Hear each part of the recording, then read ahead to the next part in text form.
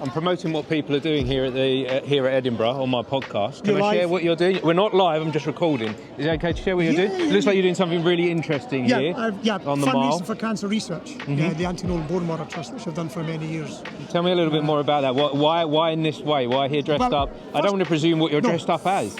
First of all, we're the Pict, the ancient Britons. People get mistaken by the... can you stop it a minute? Is this... Can I ask what this is for? Yes, I do a podcast. I talk to creative people. I explore their journeys and then I share them. Let's say we're Pict, which are the ancient Britons. So the first thing people want to see is people dressed up, right? So I mean proper clothing from the 5th century called the Pict. Now I've got a modelling contract when I was younger. I did Braveheart. Okay. So I was busking to start with as Braveheart. I got a modelling contract. So I didn't need to busk anymore. So I went from that to fundraising. Now, the fundraising for the Anti-Nolan Bone Marrow Trust was not my idea, it was my partners. Because someone gives £1, only 5p goes into the overheads, 95p goes into the blood tissue type. After 30 years and 11.4 million in cash, plus thousands through that one there, which I've raised in 30 years. Wow. There's also my school teaching Jacobites, 18th century. So what I do here is I do something different than other people. I give them a little bit of an act, a little bit of entertainment, a memory.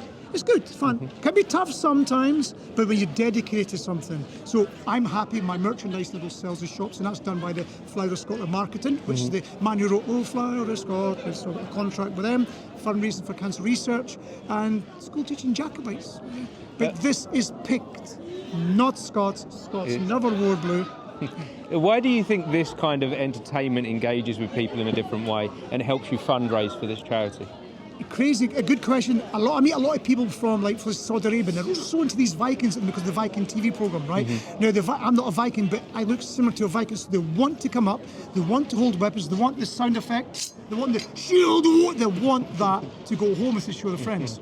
I'm actually somebody's busy when I'm not doing this, when I'm walking around to go for the lunch or the cameras are at you all the time, which is nice and depends. But they want to be engaged. A lot of people that have got minds like mine want to be engaged in holding weaponry.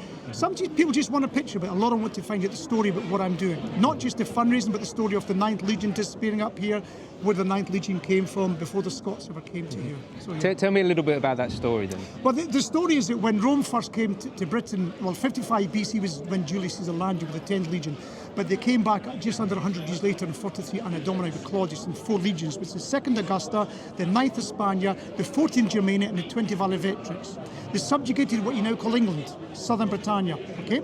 They came up here and defeated what are known as the Caledonians. Once they defeated them, they sent 1 legion back onto the continent because of the troubles with the empire across there, which was the 14th Germania, which left the 2nd Augusta, the 9th Hispania, and the 20 Valavectrix. Troublesome people up here, so they say that they sent the 9th legion up here and it disappeared. Now, on my flag, it's got 9th, which is a V41. The V41 was created in York. There's also the 1X of the 9th Legion. It's got Hispania because they were created in Spain. We reckon it was created in Spain, but when they came here with Claudius, they were called the 9th Hispania. They're now called the Lost Legion. The Lost Legion, they were sent from York up here and they never returned. We've got information of what happens to every Roman legion, every one. Pompey was, we reckon the guy Pompey that created the 9th Hispania in the Iberian Peninsula, which is now called Spain.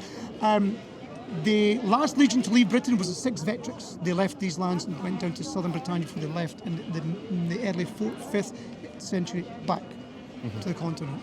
Now, but remember, So this story is so engaging to me and so interesting. It's like, for instance, when people think when Rome left, remember that Rome had been in Britain or England for 400 years. So you've got Roman Britons that know nothing more than Roman way of life. Yes. They're speaking Latin, but you've also got auxiliaries, which are non-Roman citizens that serve the Roman Empire. They're German, they're Syrian, they're Egyptian, that are living here because they've served their time in Rome, they're 25 years in Rome, and this is their holiday. And they live here. And after Rome's leaving, we come down with the Scots and attack their lands.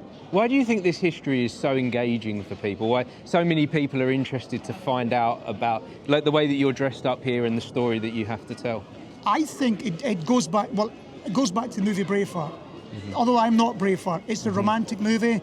I don't know anyone at Disney like it as a movie, although it's historically nonsense, but as a movie, the sound, remember that a lot of people that are interested in history want the romantic side. So I get a lot of different people. 9 times out of 10 people here are okay about the 9th Legion, the story they picked, but are just more interested in the fun with the education, the fun about the Braveheart character. It's the romance. So when I'm here, 9 people think I'm Braveheart till I learn them and I'm picked. Yeah. So yeah, it's a kind of engaging type. So I guess the romance that draws them in, but then you can give them the deeper meaning. You can give them. I'm a Jacobite historian, so Outlander to me is like, whoa, it's nonsense. But it gives jobs. It gives people an idea of what this land was like in the 18th century, between the King of Great Britain, George of Hanover, King of Great Britain, and the Jacobite cause. So people want to learn through the romance. There's a handsome guy called Jamie Fraser. Women love him. That's great because it attracts them to more of the story about the 18th century. Some of the women are only really interested in this male character, finds a handsome man, but they also want to go to Culloden. They want to visit Clifton, where the battle was fought. They visit my village of Preston Pans. They want to visit the places where the battles were actually fought and the history of the ancient royal house of Stuart. So yet again, romance and a bit of fantasy can bring in reality to people who want to learn. And something that I've learned whilst I've been here, I went to the Science Museum down near Arthur's Seats. Right. And one of the rocks on there, it said, the future can be found in the past.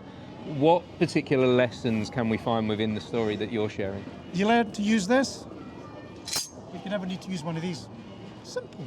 But as a historian, if people learn from it, then they'll understand more about it. When the Romans came here, it wasn't just a pure Roman army. The legions were pure Roman, okay, but there was auxiliaries that were from different parts of the world. So multicultural. The last Roman emperor to come here was from North Africa, Septimus Severus, a North African Libyan emperor. And one of his statues in Rome somewhere, obviously the paints came off because of the wind and the dust at the time, but he was dark-skinned, painted. So it makes it more interesting. It's not just black and white. It's so diverse and so interesting. This land was called Caledonia, not by us, but by the Romans. Now people call it Scotland. It's not because the Scots hadn't come across yet. Caledonia is what they called it, mountains, hills and glens. Some historians call this the Caledonians.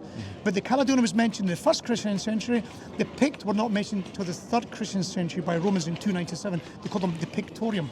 That's in the 3rd century. But going back, BC, in the shores of Kent, Julius Caesar called them the painted ones, but not Pict, and called them Britons. So it's like so many different ways. Ins and outs. So one last question for you.